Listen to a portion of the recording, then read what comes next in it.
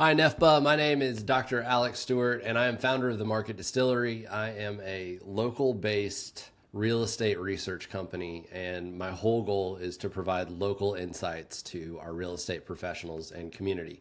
And I am going to be coming along with Rusty Payton on November 21st from 11 to 2, where we are going to talk profits and politics. Now, he is going to handle the politics side of the equation, and I'm going to talk about the profit side as we dive into our local market with a presentation that I call the Market Pulse 360.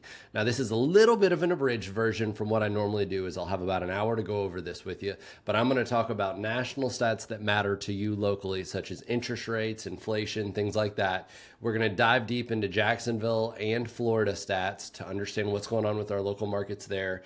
We're going to go into zip code level information to see hotspots in Jacksonville, and then we're going to round it out with some forecasts of what to expect in the coming year in 2025.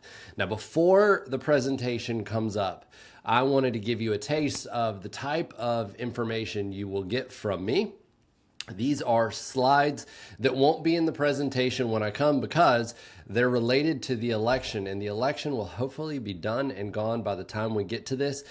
With that said, though, there are plenty of people that have an opinion of how real estate is impacted by the election. And in most cases, I've found that realtors and home buyers and builders potentially all look at this and say, it's an election year, therefore we can expect the foot to come off the gas, we can expect for it to be a little bit wonky, and then we'll get back to it next year, right? And I think that's a very reasonable sort of theory, but we really got to look at the numbers to be able to understand what truly happens. And so I want to cover three specific things about the election and real estate to help us better understand what truly happens. Okay, and the first topic is interest rates. Everybody is interested in where interest rates are going to go. And so on the screen, you can see a chart of interest rates going back into the 70s, and I've highlighted the election years on this. So the election years are in orange. We've had 13 election years in the last 51 years. All the gray bars are non-election years. And again, you can see rates went up, rates came down, and more recently, rates have gone up a decent amount. Okay. Now, if we break it down and say who has won the elections, we can see that 7 Republican candidates have won while 6 Democrats. So it's pretty even ball game there.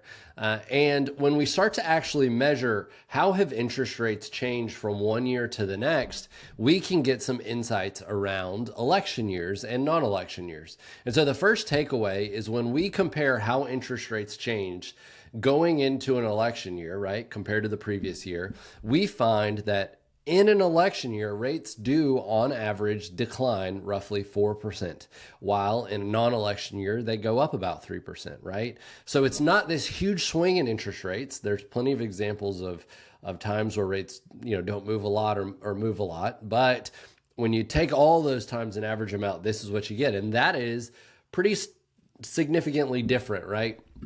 And so that informs us that we should typically expect to see slightly lower rates in an election year, although it shouldn't be any sort of dramatic swing necessarily.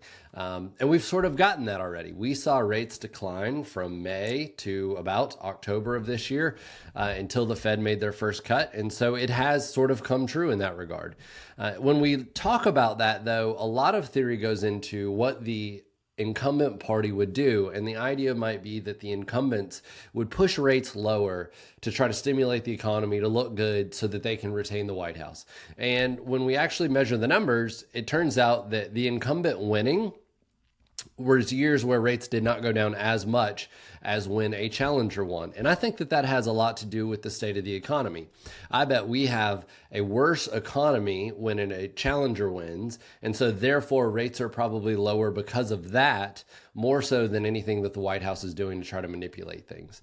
And then finally, this is a shocking sort of stat here. When we look at the party wins, we see that in general, in an election year, when Republicans win, rates actually went up, while when Democrats won, rates went down significantly. Now, I don't know that I would use that to forecast what to expect in the future, but it certainly was an interesting finding when you look at the numbers. And so when we put all this together, I think that it's fair to conclude that ultimately in election years, we do see that rates tend to decline a little bit, right? And those elections probably have an effect on that. Now, the next topic is all about closings, and this is local Jacksonville data. It's from the Northeast Florida Association of Realtors that I've analyzed, and I've split out our election years and our non-election years to see how many closings did we have in each of those types of years. And you can see here that the smallest number of closings we've ever had in an election year is about 12,000, while it's about 14,000 in a non-election year. Now, you probably can guess what year this is. This is 2008, and obviously a lot was going on separate of the election right then. You also had election years that had 33,000 closings, right? Going to 2020 on that one. And so the median number of closings, though, in all the election years is about 18,500, right?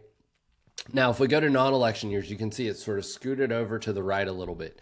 And so the first thought might be that, okay, well, yeah, we do tend to have fewer closings in an election year.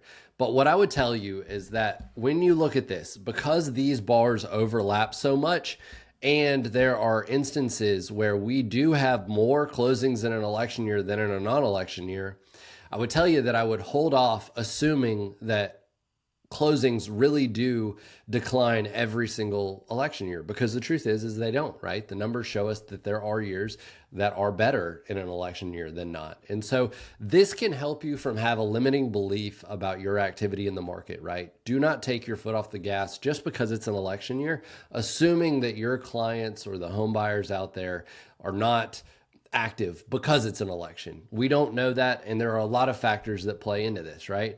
I think that when we look at these numbers, while it may be skewed a little bit, we can't say for sure that election years truly do cause us to have a fewer number of closings in our real estate market. I think the economy and interest rates have a far bigger play on that. And so it's going to be very situational. Now, the final thing I want to look at with you is mortgage applications. Okay, so this is information from the Mortgage Bankers Association, where they have how many people are applying for a purchase loan, right? They're applying to actually buy a house, get pre-approved to buy one. And I've looked at this 90 days, 60 days, and 30 days out from the election to see how have mortgage applications changed in election years compared to non-election years on those same timeframes, right? So it's all around November. And as we look at this, you can see there are years, especially early in the 90s and 2000s, where mortgage applications to buy a house were pretty much up, 90, 60, and 30 days before the election compared to non-election years, right? So the election did not negatively impact people applying for a loan.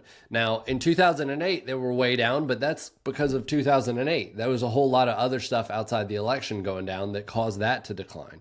And then more recently, you can see the numbers are a little bit mixed and pretty flat. We don't have any sort of significant changes happening based on the election when we compare election years to non-election years, 30, 60, 90 days before that election date. So what do we conclude here? Well, I think it's fair to conclude that elections don't significantly impact mortgage applications in any consistent sort of way. Again, we go to the fact that the economy and mortgage rates and probably housing inventory and all of that have way more impact on our real estate market than the election itself.